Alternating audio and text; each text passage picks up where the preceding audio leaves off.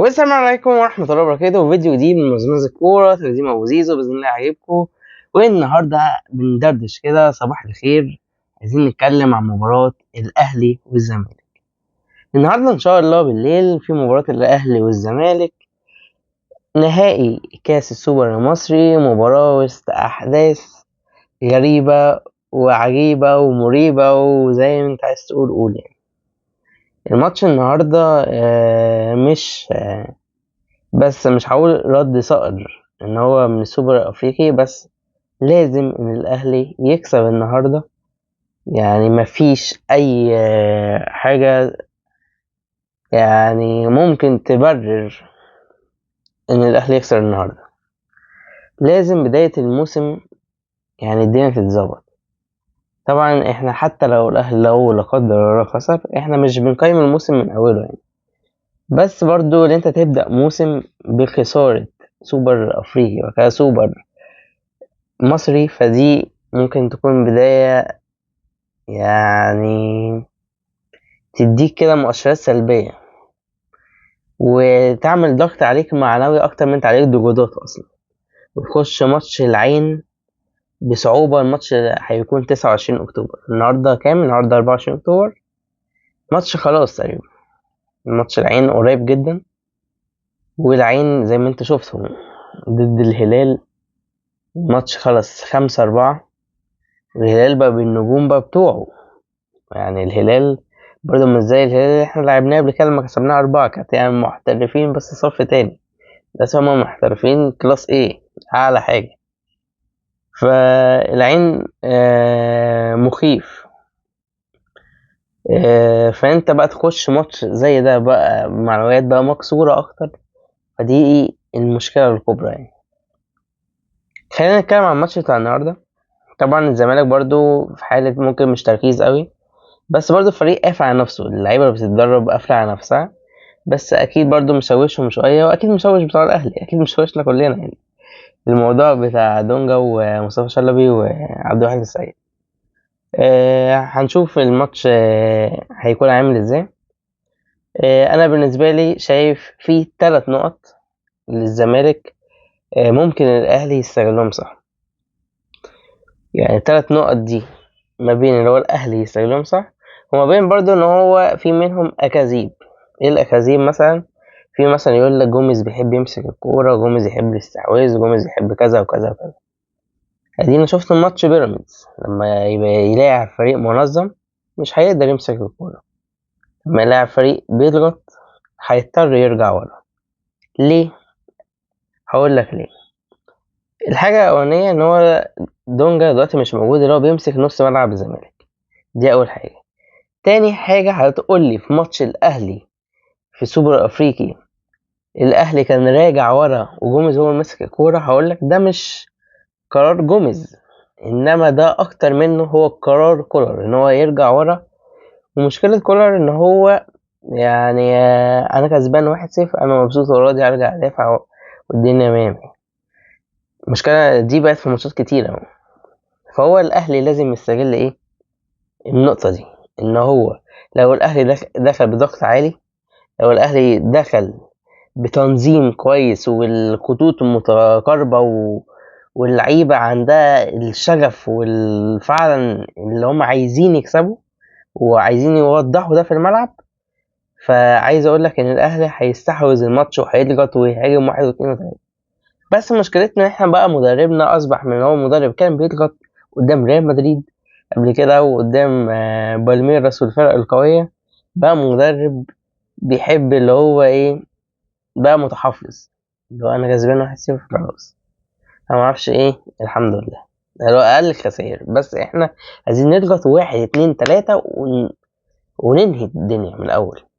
يعني اول ربع ساعه لو الاهلي جاب جون المره اللي فاتت جاب جون، بس هو اول ربع ساعه لو الاهلي جاب جون واستحوذ مثلا وقدر يجيب جون تاني، لو الشوط الاولاني نهايه 2-0، ومع ان مع ان هو مش هيرجع بقى يدافع معظم الماتش، وهيلعب على الاقل بهجمات مرتده واضحه وجمل واضحه، فالاهلي اقدر اقول لك ان شاء الله انه هيكسب الماتش.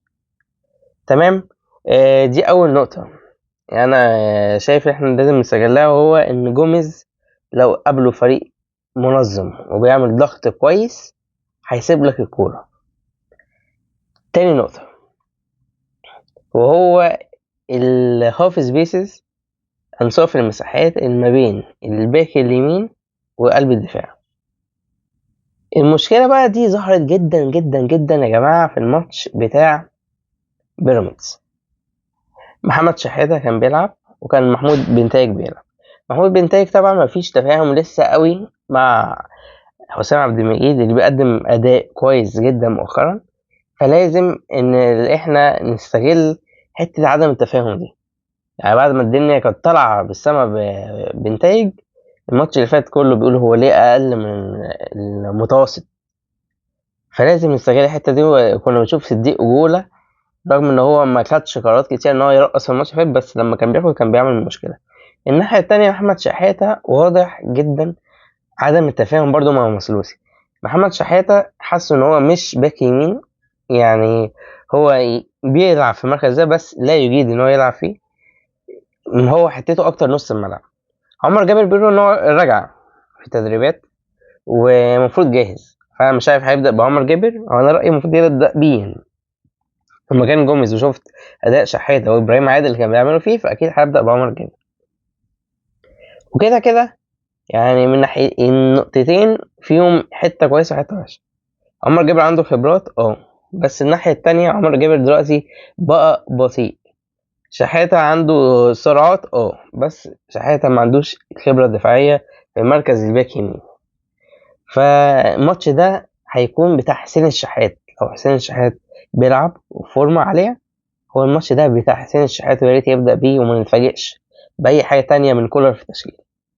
بالنسبة للباك بالناحية بنتائج الجناح بقى اللي احنا نلعبه، أتمنى يكون بيرستاو في يوم. شايف إن المدرب ما يبقاش عنده قرارات عنيدة إن هو لازم يلعب بيرستاو خلاص، لأ، بيرستاو ولو مش كويس يبدأ برضا سليم. إيه المشكلة في كده؟ ابدأ يا عم طاهر جناح. كده اتكلمنا عن نقطتين. النقطة الأولى وهي الاستحواذ، اللي هو جوميز مش بيقدر يعمل استحواذ في الماتشات الكبيرة. والنقطة التانية وهي عدم عشان دونجا. والنقطة التانية وهي مشكلة أنصاف المساحات ما بين قلب الدفاع والباك. وبرضه المشكلة دي اللي يظهرها أكتر إن ناصر ماهر وعبد الله السعيد مش بيرجعوا دفعوا قوي، وزياد كمال طبعا مش كويس في مركز الارتكاز الصريح. تالت نقطة بقى وهي ضعف دكة الزمالك. مع عدم وجود مصطفى شلبي كده كونراد مشلاك هيلعب أساسي. كونراد مشلاك كده مش هيبقى عنده بديل قوي كجناح شمال ممكن ينزل. أحمد سيد زيزو أكيد عنده شيكابالا. الهجوم برضو خطر شوية. أنا مفرطش الصراحة على عمر فرج كتير، بس عارف إن هو مهاجم ممكن كورته كويسة شوية.